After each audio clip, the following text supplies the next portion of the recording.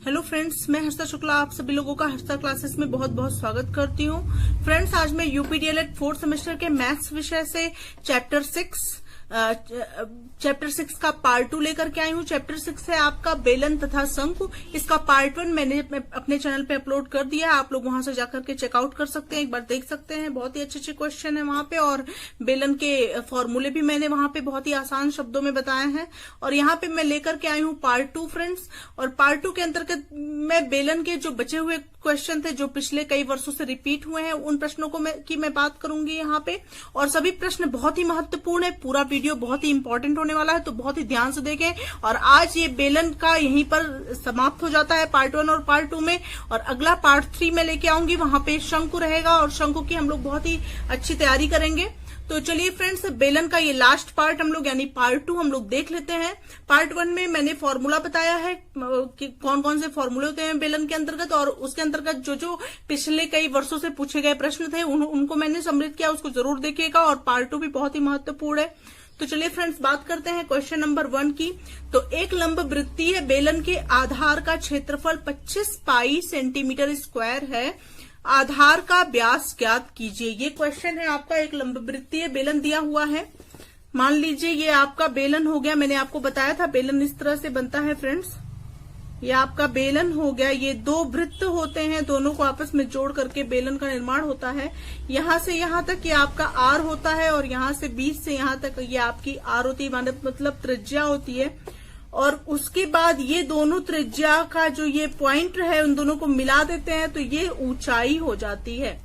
इसी से सारे फॉर्मूले का निर्माण होता है। ये आपका हो गया बेलन, और इसी में आपको बोला गया है कि एक लंबवृत्तीय बेलन के आधार का क्षेत्रफल 25 पाई सेंटीमीटर स्क्वायर है। मतलब आधार जो इसका क्या है, एक वृत्त है, और इसका क्षेत्रफल जो है वो 25 पाई सेंटीमीटर स्क्वायर है। तो वृत्त का क्षेत्रफल क्या होता है फ्रेंड्स?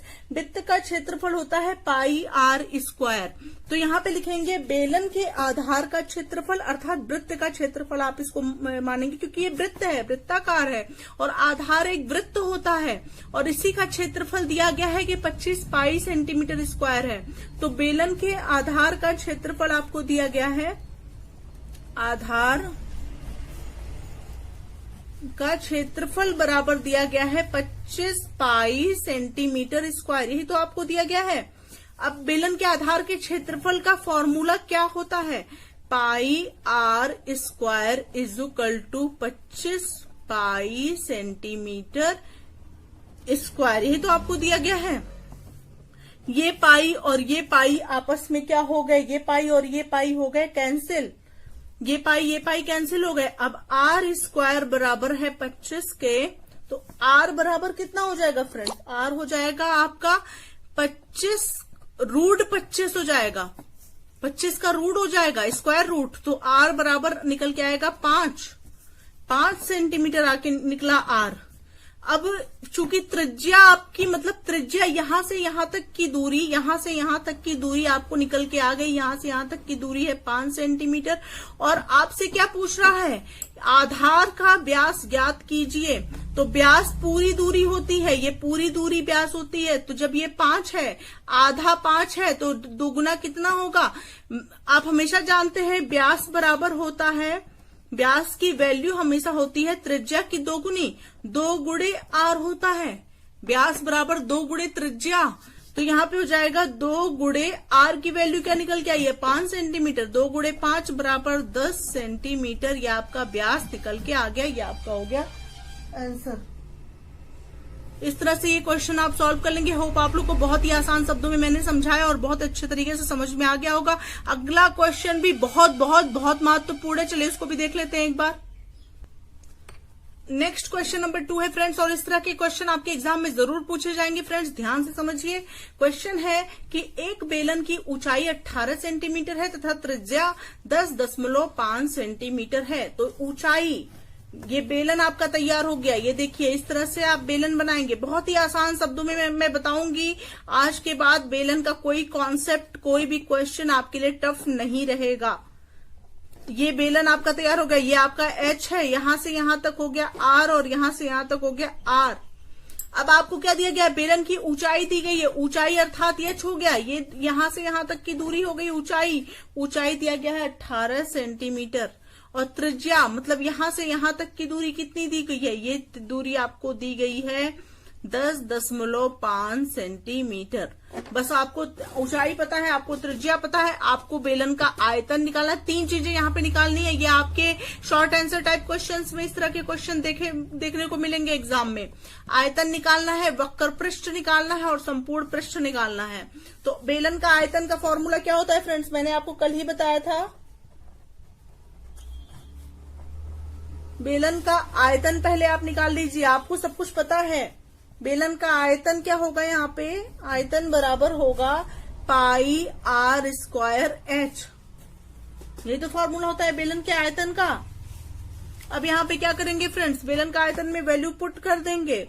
पाई की वैल्यू हमेशा रखते हैं 22/7 और मल्टीप्लाई क्या हो जाएगा, यहाँ पे r की वैल्यू कितनी है 10.5 सेंटीमीटर, तो 10.5 मल्टीप्लाई 10.5 ये आपकी r हो गई और इंटू h आपका कितना हो गया 18 हो गया, ये आपका h, ये आपका 18h हो गया। अब इसको डिवाइड कर दीजिए, वैल्यू आ जाएगी आपकी। ये आपका डिवाइड करने पे क्या आएगा फ्रेंड्स, इसको 7 से इसको डिवाइड कर देंगे। 7 1 जा 7, 3 10, 7 5 जा 35, 1.5 आ गया। अब इन सभी को, इन चारों को जब मल्टीप्लाई करेंगे फ्रेंड्स, मल्टीप्लाई करके देख लीजिएगा कि इसकी वैल्यू आएगी 6237 सेंटीमीटर क्यूब। ये आपकी इसकी वैल्यू अभी निकल के आ गया फ्रेंड्स बेलन का आयतन। अब नेक्स्ट निकालना है आपको बेलन का वक्र पृष्ठ। तो बेलन का वक्र पृष्ठ का फॉर्मूला क्या होता है, बेलन का वक्र पृष्ठ बराबर होता है 2 पाई r h। ये आपका होता है बेलन का वक्र पृष्ठ का फॉर्मूला। इसमें वैल्यू पुट कर दीजिए, 2 गुणे 22/7 गुणे r कितना है 10.5 और गुणे h आपका कितना है 18। अब इसको डिवाइड कर दीजिए, 7 से ये डिवाइड होगा तो 1.5 आएगा और इसका वैल्यू पूरा मल्टीप्लाई करने पे आ जाएगा। आपका मल्टीप्लाई करके देख लीजिएगा, मल्टीप्लाई करने पे आ जाएगा 1188 सेंटीमीटर स्क्वायर। ये आपका अगला आंसर हो गया। नेक्स्ट आपको निकालना है बेलन का संपूर्ण पृष्ठ। बेलन का संपूर्ण पृष्ठ बराबर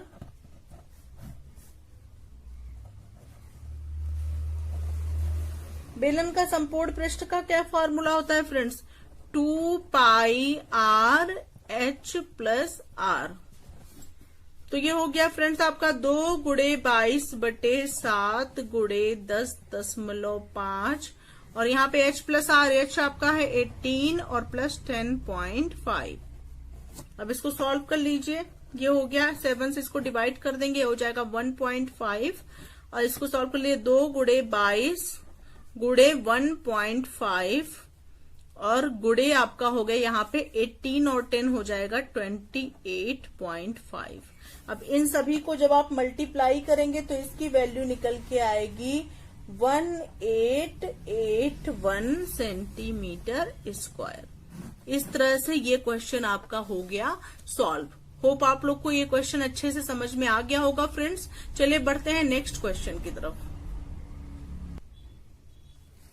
नेक्स्ट क्वेश्चन नंबर 3 बहुत ही महत्वपूर्ण प्रश्न है फ्रेंड्स और इसमें कभी कभी जो है यही क्वेश्चन आपके एग्जाम में जो है केवल बेलन का आयतन पूछ लिया जाता है और कभी कभी दोनों ही पूछ लिए जाते हैं, बेलन का आयतन और वक्र पृष्ठ। तो चलिए फ्रेंड्स, ये दोनों तरह से क्वेश्चन आपके एग्जाम में रिपीट हुए हैं तो इसलिए मैंने दोनों को सम्मिलित करके एक जगह आपको पूछा गया था आयतन और दूसरी जगह आपको वक्र पृष्ठ पूछा गया था, तो आयतन और वक्र पृष्ठ दोनों को एक साथ मैंने ले लिया है। तो यहाँ पे दिया गया है एक 17 सेंटीमीटर लंबे और 7 सेंटीमीटर चौड़े आयत के चौड़ाई के परितः घुमाने पर बने बेलन के आयतन और वक्र पृष्ठ ज्ञात कीजिए। तो फ्रेंड्स ये इसमें समझने वाली बात ये है कि यहाँ पे दिया गया है आयत के चौड़ाई के परितः घुमाने पर। तो यहाँ पे आयत को जो है चौड़ाई के चारों ओर घुमाया जा रहा है तो यहाँ पे क्या हो जाएगा, चूंकि आयत को चौड़ाई के परितः घुमाया गया है, परितः मतलब होता है फ्रेंड्स चारों ओर घुमाया जाता है और जब आयत को चौड़ाई के परितः घुमाया जाएगा तो आपका जो है बेलन की आधार की त्रिज्या जो हो जाएगी, क्योंकि 7 सेंटीमीटर चौड़े आयत के परितः घुमाया गया है तो त्रिज्या क्या हो जाएगी 7 सेंटीमीटर हो जाएगी और 17 सेंटीमीटर लंबे अर्थात ऊंचाई क्या हो जाएगी 17 सेंटीमीटर हो जाएगी। तो यहाँ पे आधार की त्रिज्या मतलब बेलन के आधार की त्रिज्या आर हो जाएगी 7 सेंटीमीटर और ऊंचाई बेलन का हो जाएगा 17 सेंटीमीटर। तो इससे आप आयतन निकाल लेंगे फ्रेंड्स, बने बेलन का आयतन। अगर ऐसा हो तो जो बेलन बनेगा उसका आयतन क्या होगा, बने बेलन का आयतन बराबर हो जाएगा पाई आर स्क्वायर एच, तो हो जाएगा 22/7 और गुणे आर कितना है 7 है, 7 गुणे 7 और गुणे 17। तो ये डिवाइड कर दीजिए, 7 से 7 कैंसिल हो गया, 22 गुणे 7 गुणे 17 को मल्टीप्लाई करेंगे तो ये आ जाएगा 2618 सेंटीमीटर क्यूब। अगला क्या पूछा है फ्रेंड्स, वक्र पृष्ठ ज्ञात कीजिए। तो यहाँ पे लिखेंगे बने बेलन का वक्र पृष्ठ बराबर बने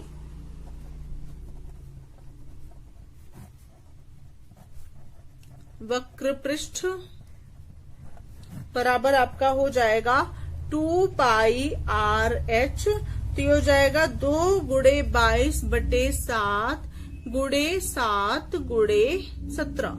ये 7 से 7 कैंसिल हो गया, 2 गुणे 22 गुणे 17 को मल्टीप्लाई कर लीजिए, 22 दूना 44 और गुणे 17, 44 गुणे 17 जब आप करेंगे तो इसको मल्टीप्लाई करने पे आ जाएगा आपका 748 सेंटीमीटर स्क्वायर। तो इस तरह से ये आपका वक्र पृष्ठ और आयतन निकल के आ गया। 2 आंसर आपके निकल के आ गए। होप आप लोग को ये अच्छे से समझ में आ गया होगा फ्रेंड्स। अगला क्वेश्चन नंबर 4 है फ्रेंड्स, एक लंब वृत्तीय बेलन की आधार की त्रिज्या 5 सेंटीमीटर तथा ऊंचाई 14 सेंटीमीटर है, तो बेलन का वक्र पृष्ठ ज्ञात कीजिए। तो फ्रेंड्स इसमें आधार की त्रिज्या आपको दी गई अर्थात आर आपको दिया गया है 5 सेंटीमीटर है, ऊंचाई अर्थात एच आपको दिया गया है 14 सेंटीमीटर है। तो बेलन का वक्र पृष्ठ आपको निकालना है। तो बेलन का वक्र पृष्ठ का फॉर्मूला क्या होता है फ्रेंड्स, बेलन का वक्र पृष्ठ बराबर हो जाएगा आपका, बेलन का वक्र पृष्ठ निकालने का फॉर्मूला होता है 2 पाई आर एच, 2 पाई आर एच। तो ये हो गया आपका 2 गुणे 22/7 गुणे 5 गुणे 14। तो 7 से 14 डिवाइड करेंगे, 7 दूना 14 आ गया आपका और 5 दूना 10 और 10 दूना 20 गुणे 22। तो ये हो गया आपका फ्रेंड्स 0, 2 दूना 4, 2 दूना 4। तो ये आपका आ गया फ्रेंड्स 440 और ये सेंटीमीटर में है, सेंटीमीटर स्क्वायर ये आपका हो गया आंसर। इस प्रकार से आपका बेलन का वक्र पृष्ठ निकल के आ गया। होप आप लोग को बेलन के सभी क्वेश्चंस अच्छे से समझ में आ गए होंगे। अगर किसी भी क्वेश्चन में आप लोग को प्रॉब्लम है पार्ट 1 और पार्ट 2 में, तो आप लोग बिल्कुल कमेंट सेक्शन में जाकर के निसंकोच कमेंट करें, क्योंकि आप लोगों को अच्छी तरीके से समझाना ही मेरा उद्देश्य है। और अगले पार्ट में पार्ट 3 में मैं शंकु के फॉर्मूला और शंकु से बहुत ही महत्वपूर्ण प्रश्नों को लेकर के आने वाली हूं। तो बिल्कुल मेरे चैनल पे अगर आप लोग नए हैं तो बिल्कुल सब्सक्राइब कर लें, अपने सभी मित्रों को शेयर कर दें ताकि सभी लोग इसका लाभ उठा सके फ्रेंड्स। और मैं एक एक चैप्टर को कवर करके पूरा चैप्टर खत्म करा दूंगी आप लोग का 4th सेमेस्टर का एग्जाम तक आप लोगों का रिवीजन भी हो जाएगा। यही मेरा लक्ष्य है फ्रेंड्स और यही मैं प्रॉमिस करती हूँ आप लोगों से। तो चलिए फ्रेंड्स मिलते हैं नेक्स्ट वीडियो के साथ, तब तक के लिए thank you so much friends, thanks for watching my video.